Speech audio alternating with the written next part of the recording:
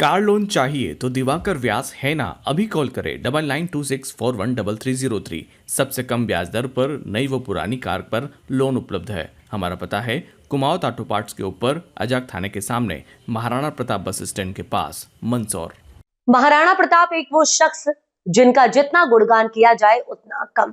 आज युवा पीढ़ी महाराणा प्रताप के बारे में उतनी जानकारी नहीं रखती।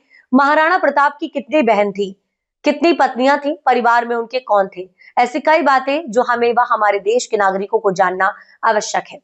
इसको लेकर हमने विश्व हिंदू परिषद के राष्ट्रीय उपाध्यक्ष हुकुमचंद सांवला से बात की। उनसे महाराणा प्रताप के बारे में जाना। हुकुमचंद सांवला जी का महाराणा प्रताप के ऊपर काफी अध्ययन है। जब वे बोलते हैं तो ऐसा लगता है मानो आंखों के सामने वह चित्रण हो रहा हो। मतलब महाराणा प्रताप को लेकर अभी चर्चा हुई थी, जिसमें आपने बताया था कि उनके परिवार में उनकी बहनें और पत्नियों को और जो पारिवारिक चित्रण है क्या है, उसमें थोड़ा बताएं। महाराणा प्रताप उदय सिंह जी के पुत्र हैं। उदय सिंह जी को 20 रानियां थी, 25 पुत्र थे और 20 पुत्रियां थी।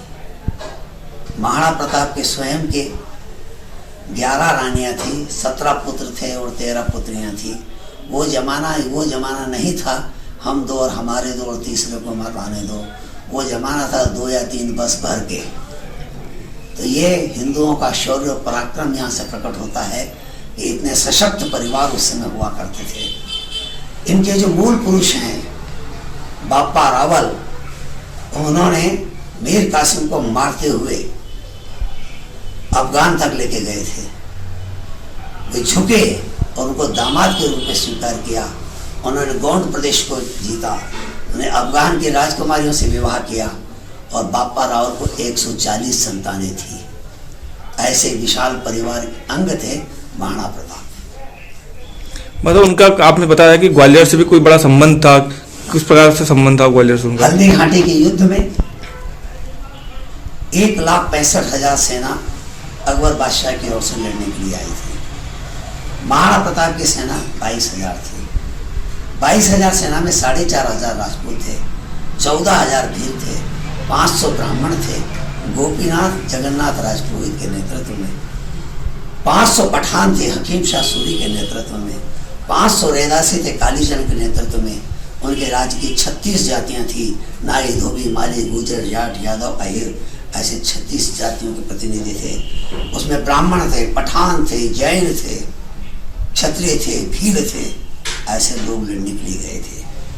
उस समय में ग्वालियर के राजा राम सिंह तोमर, जिन्हें उनका पूर्ण नाम तंवर है, वो अपने 3 बेटों शालीवाहन, भवानी और प्रताप, इन तीनों को लेकर एक टुकड़ी के साथ वहां से लड़ने के लिए आए थे। शालीवाहन का पुत्र बलभद्र भी था लड़ने, जिसकी उम्र 16 साल की थी। इसलिए गए थे कि शालीवाहन का विवाह महाराणा प्रताप की बहन से हुआ था, इसलिए भांजा और बहनोई अपने पिता के साथ वहां लड़ने के लिए आए थे।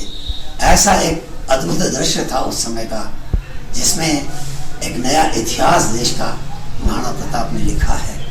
जब ग्वालियर के राजा राम सिंह तंवर जब 12 बजे के लगभग हल्दी घाटी के मैदान में उतरे लड़ने के लिए, उनकी तलवार की गति इतनी तेज थी, इतिहासकार स्वयं लिखते हैं कि सरस्वती माता ने ऐसे शब्दों का निर्माण नहीं किया जिससे उनकी चलती हुई तलवार का हम वर्णन कर सकें। लड़ते हुए युद्ध के मैदान में बलभद्र बलिदान हो गया। बामा शाह का 16 साल का बेटा सोना लड़ते हुए बलिदान हो गया। ये दोनों वीर 16-16 साल की हल्दी की घाटी में जब तलवारों से युद्ध कर रहे थे, मुगल सरदारों ने लड़ना बंद कर दिया। उन्होंने कहा, ये कौन है बच्चे, इनकी तलवारें चल तो रुक नहीं रही है। कौन है अम्मी जान जिसने नरवीरों को पैदा किया है, जिनकी तलवार रुकती नहीं है।